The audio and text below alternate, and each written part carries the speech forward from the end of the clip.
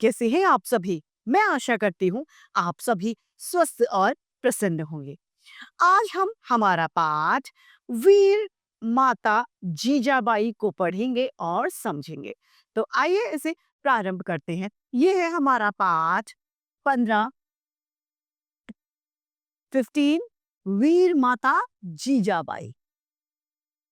वीर शिवाजी का नाम हमारे भारत के इतिहास में बहुत ही आदर और सम्मान से लिया जाता है। इनकी महानता का मुख्य श्रेय इनकी माता जी को जाता है, जिनका नाम था जीजाबाई।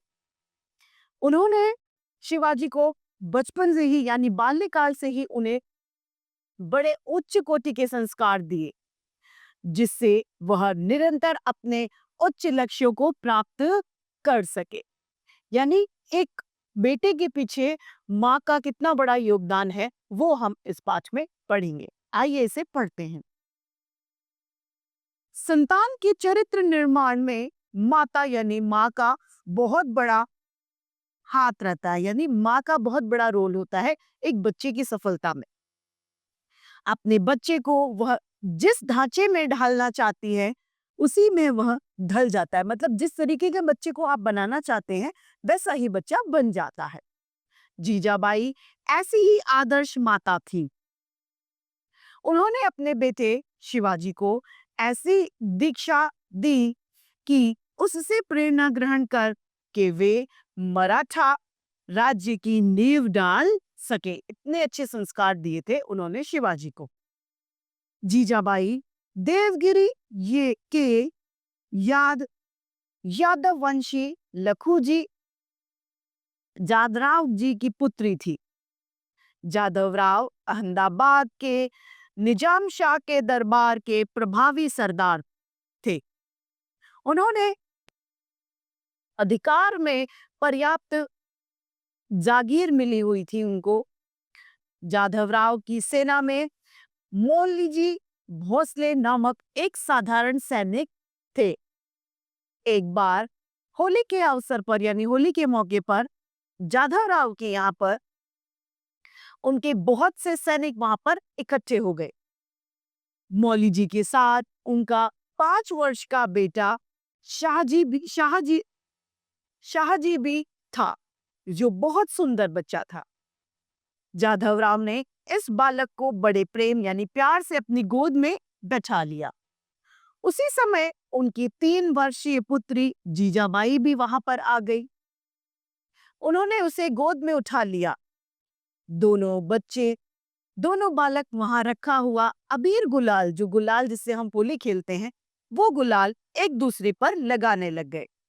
जाधवराव बच्चों के इस खेल को देखकर हर्ष विभोर हो गए, वो खुश हो गए और उनके मुंह से निकला कि यह कितनी सुंदर जोड़ी है। जाधवराव ने यह बात हंसी में ही कही थी, लेकिन मालोजी तुरंत उठकर खड़े हो गए और बोले, आप सब लोग साक्षी हैं, आज से जाधवराव जी हमारे समधी हो गए, यानी यहाँ पर रिश्ता तय कर दिया गया। जब उत्सव होली का समाप्त हुआ उसके बाद में जाधवराव ने अपनी पत्नी को यह बताया तो वह गुस्से में आकर अपने पति से बोली, इस साधारण सिपाही के पुत्र के साथ मेरी पुत्री का विवाह नहीं हो सकता। दूसरे दिन ही जाधवराव ने मौली जी को नौकरी से निकाल दिया।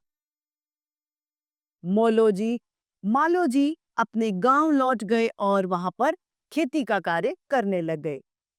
कालांतर में मौलोजी धनी और संपन्न हो गए। कुछ समय बाद इस संबंध में एक कहानी भी प्रसिद्ध है। एक दिन मालोजी ने एक विशाल सर्प को बिल से बाहर आते हुए देखा। एक बड़ा सा सांप बिल से बाहर आया और थोड़ी देर बाद फिर उसी बिल में वो जाकर घुस गया। उन्होंने सुना था कि सांप जमीन में गड़े हुए धन की रक्षा करते हैं, यानी खजाने की। इसीलिए उन्होंने उस बिल को खोदना शुरू कर दिया। उसमें उन्हें स्वर्ण मुद्रा यानी सोने के सिक्के से भरी लोहे की 7 कड़ियां मिली। अब क्या था, मालोजी ने दान धर्म करके अच्छी प्रतिष्ठा यानी अच्छी इज्जत प्राप्त कर ली थी।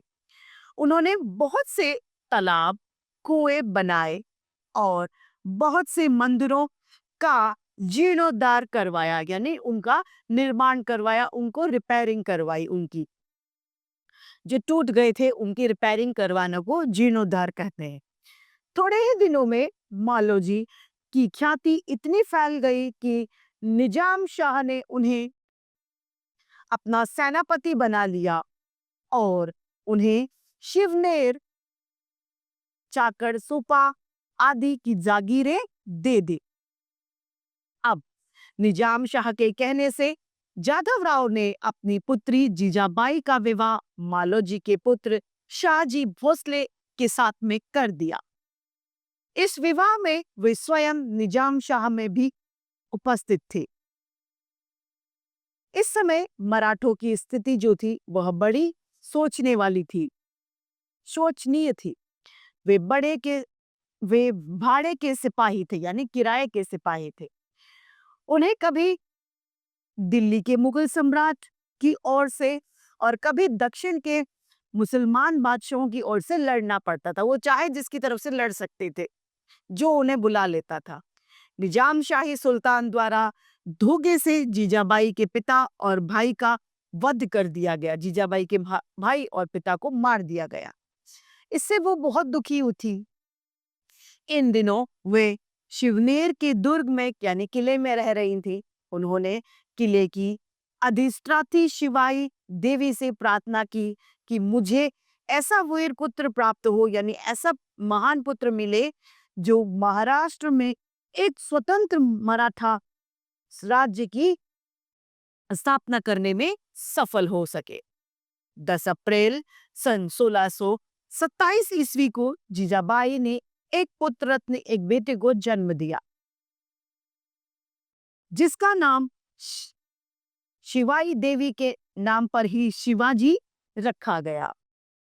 ये बालक आगे चलकर छत्रपति शिवाजी के नाम से भी प्रसिद्ध हुआ और उसने अपनी माता के स्वतंत्र महाराष्ट्र राज्य के सपने को भी पूरा कर दिया। जो उनकी मां ने सपना देखा था वो शिवाजी ने पूरा किया। माता जीजाबाई बड़े प्रेम से बालक शिवाजी को पूर्वजों के शौर्य और देश के वैभव की कहानियां सुनाती और उनके हृदय में साहस, वीरता और महत्वाकांक्षा की भावनाएं भरती थी। वे उन्हें रामायण और महाभारत की कहानियां बड़ी रुचि से सुनाती थी।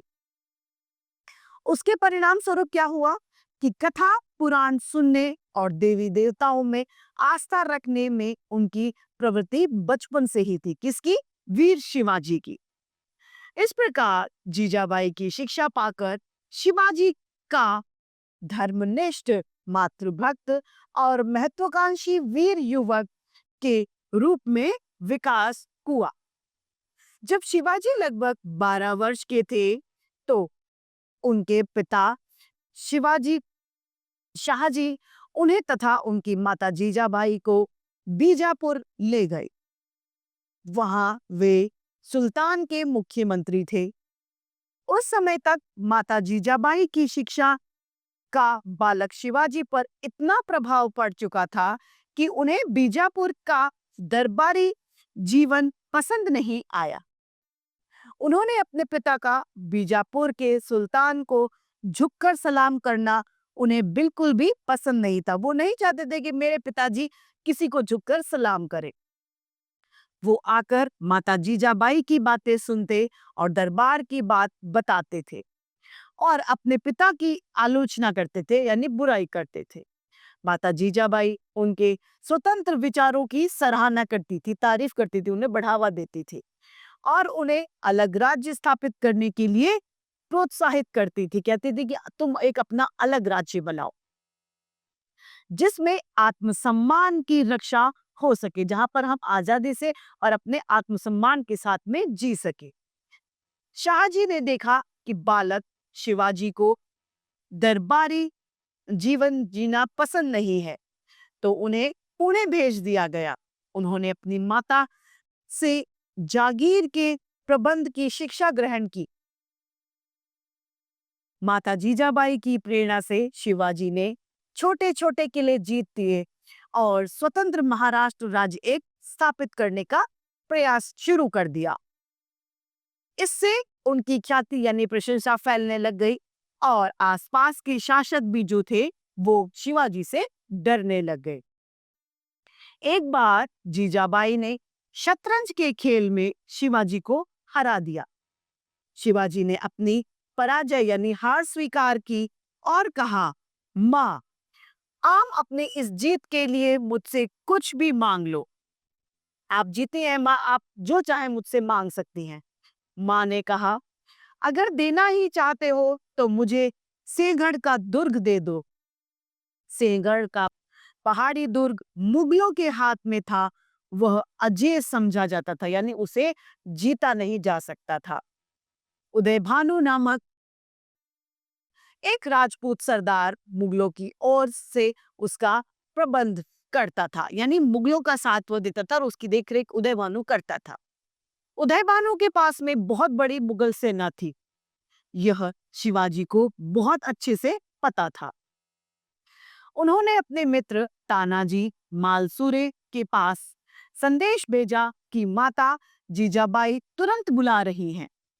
तानाजी अपने पुत्र के विवाह की तैयारी में लगे हुए थे, लेकिन उसके बावजूद भी जीजाबाई का संदेश पाते ही वो तुरंत वहां से चल पड़े। यह ज्ञात होने पर कि तुम्हें सिंहगढ़ जीतना है, अपने भाई सूर्या जी को लेकर उन्होंने 1000 सैनिकों के साथ सिंहगढ़ को घेर लिया। चारों तरफ से घेराबंदी कर ली गई। भयंकर युद्ध हुआ, लड़ाई हुई। उसमें उदय भानु और तानाजी दोनों ही मारे गए। किला मराठों के हाथ में आ गया। शिवाजी को दुर्ग पर अधिकार करने का हर्ष तो हुआ, लेकिन तानाजी की मृत्यु का समाचार उनके हृदय यानी दिल को बहुत गहरा चुभ गया। वे यानी शिवाजी माता जीजाबाई के पास जाकर रुंधे यानी रोते हुए गले से बोले, गढ़ आला पड़ सिंह गेला, यानी गढ़ तो हमने जीत लिया लेकिन हमने शेर को खो दिया। माता जीजाबाई को भी तानाजी की मृत्यु से पुत्र वियोग यानी बेटे की मृत्यु जैसा दुख हुआ। जीजाबाई ने शिवाजी को स्त्री मात्र का आदर करने की शिक्षा दी थी, यानी उन्होंने सिखाया था कि महिलाओं की सदैव इज्जत करें। इसीलिए शिवाजी ने अपने सैनिकों को विशेष रूप से आज्ञा दे रखी थी कि युद्ध में कभी भी स्त्री को बंदी न बनाए, किसी भी औरत को आप बंदी न बनाए। यदि कभी शत्रु पक्ष की ओर से कोई स्त्री मिल जाए तो उसे सम्मान देकर उसके संरक्षकों के पास में भेज दे। जब शिवाजी के सेनापति आवाजी सोनदेव ने कल्याण प्रदेश के शासक मुल्ला अहमद की सुंदर पुत्रवधू को बंदी बना लिया, तो शिवाजी ने उस बंदिनी में अपनी मां के ही दर्शन किए और बड़े आदर के साथ में उसे उसके ससुर के पास में वापस भिजवा दिया गया।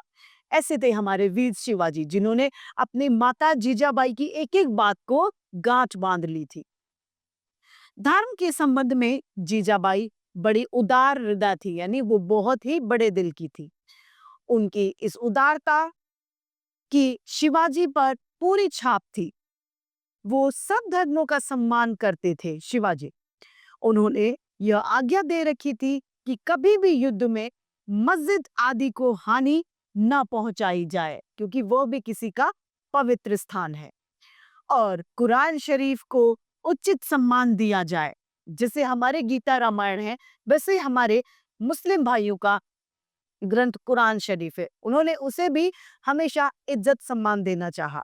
6 जून 1676 ईस्वी को शिवाजी का छत्रपति शिवाजी के रूप में रायगढ़ के दुर्ग में बड़ी धूमधाम के साथ में राज्याभिषेक हो गया। उस समय शिवाजी की जय, छत्रपति शिवाजी की जय के साथ माताजी की जय जयकार का गगनभेदी नाद भी गूंज उठा, यानी जो आकाश को भी भेद रहा था वह गगनभेदी स्वर था, वह चारों तरफ गूंज उठा। शिवाजी के साथ साथ जीजाबाई की भी जय जयकार होने लगी। शिवाजी के राज्याभिषेक के 12 दिन बाद 80 वर्ष की आयु में जीजाबाई का शरीरांत हो गया, यानी वो मृत्यु को प्राप्त हो गई।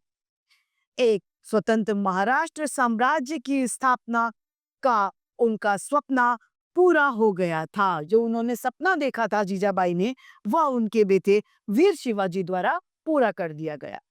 इस पाठ के रचयिता है श्री संकट प्रसाद उपाध्याय। तो इस तरीके से हमारा ये पाठ समाप्त होता है। मैं आशा करती हूँ आप सभी को यह पाठ भली भांति रूप से समझ में आया होगा। आज के लिए इतना ही, फिर मिलते हैं। धन्यवाद।